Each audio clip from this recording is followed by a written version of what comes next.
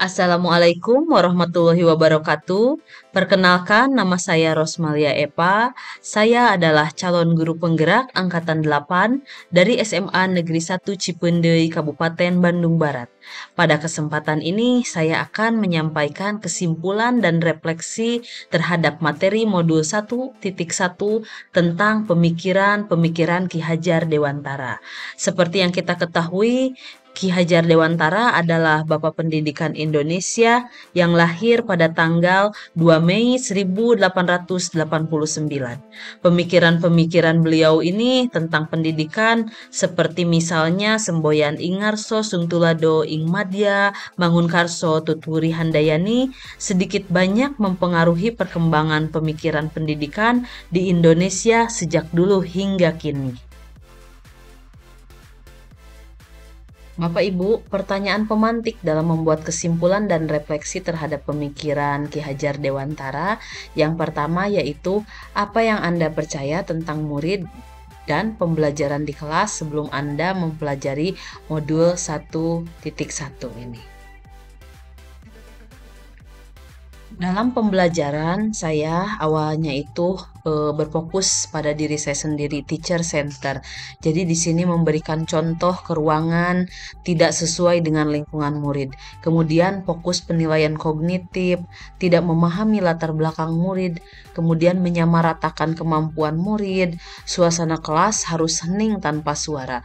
Itu yang biasa saya lakukan di kelas saya di sini dalam pembelajaran geografi. Nah, ini keadaan sebelum mempelajari modul 1.1. Jadi, anak cenderung tidak dibentuk kelompok, mereka harus duduk di kursi.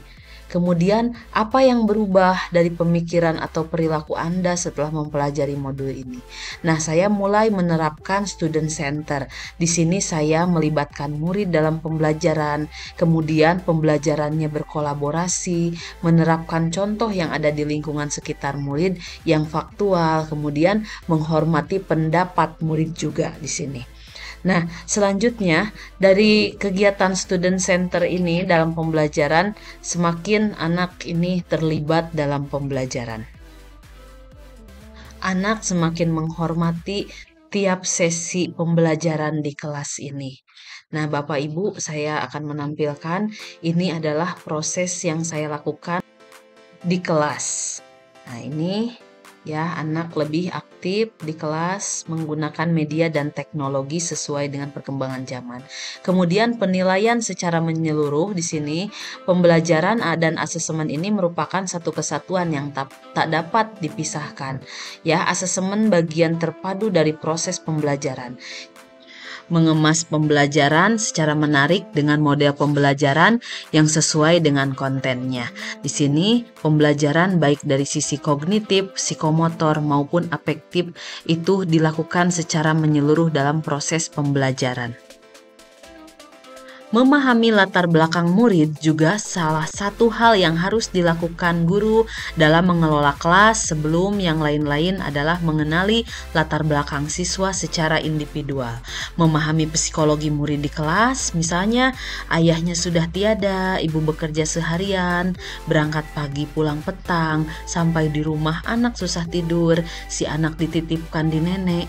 Nah, hal ini pun harus kita ketahui dari sisi psikologi anak ketika berada di kelas. Apakah ia siap untuk belajar atau tidak? Kita harus memahami latar belakang murid dulu. Kemudian sebelum pembelajaran dilaksanakan, saya melakukan pelaksanaan tes diagnostik. Jadi, ketika sebelum pembelajaran dimulai, melakukan tes asesmen diagnostik itu dilakukan untuk mengetahui salah satunya gaya belajar murid. Ini dapat membantu proses belajar yang dapat diterima oleh murid. Kemudian memperbolehkan murid dalam pemilihan konten, proses, dan produk. Di sini ada diferensiasi pembelajaran dan memberikan kebebasan di setiap pertemuan untuk memilih pengelompokan dalam kolaborasi juga. Nah, ini merupakan umpan balik dari murid ketika selesai mempelajari geografi. Nah, ini Ya, umpan balik yang diberikan siswa ternyata dengan berkolaborasi lebih menyenangkan gitu ya. Responnya juga sangat baik gitu. Kelas menjadi aktif dalam pembelajaran, murid dibebaskan mengekspresikan hasil gagasan dan kreatifnya sehingga bakatnya juga tumbuh. Sebelum pembelajaran dimulai, melakukan ice breaking agar minat belajar pun meningkat dan menumbuhkan kesiapan untuk belajar. Apa yang dapat segera Anda terapkan lebih baik agar kelas Anda mencerminkan pemikiran Ki Hajar Dewantara? Nah, di sini yang mencerminkan pemikiran Ki Hajar Dewantara, saya membaginya menjadi 8. Yang pertama yaitu menerapkan konsep merdeka belajar dengan menonjolkan profil pelajar Pancasilanya. Kemudian yang kedua, menerapkan sistem AMONG, metode pengajaran dan pendidikan yang berdasarkan pada silih asah, asih, dan asuh. Yang ketiga yaitu sadar bahwa pendidikan anak berhubungan dengan kodrat alam dan kodrat zaman. Jangan menyamakan dengan zaman kita sebagai murid dahulu. Yang keempat yaitu melakukan permainan atau ice breaking saat pembelajaran dimulai agar mengetahui kesiapan murid dalam belajar. Yang kelima yaitu mengintegrasikan kearifan lokal yang ada di wilayah sekitar. Kita harus mengangkat kembali kearifan-kearifan apa yang ada di wilayah sekitar agar menjadi pembelajaran terhadap siswa.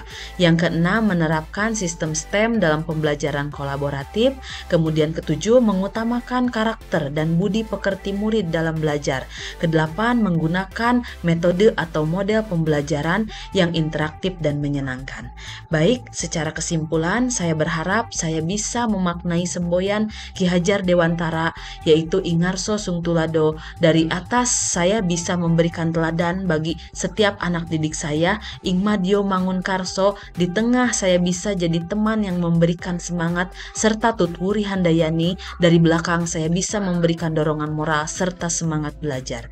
Itu yang dapat saya sampaikan. Terima kasih atas perhatiannya. Assalamualaikum warahmatullahi wabarakatuh.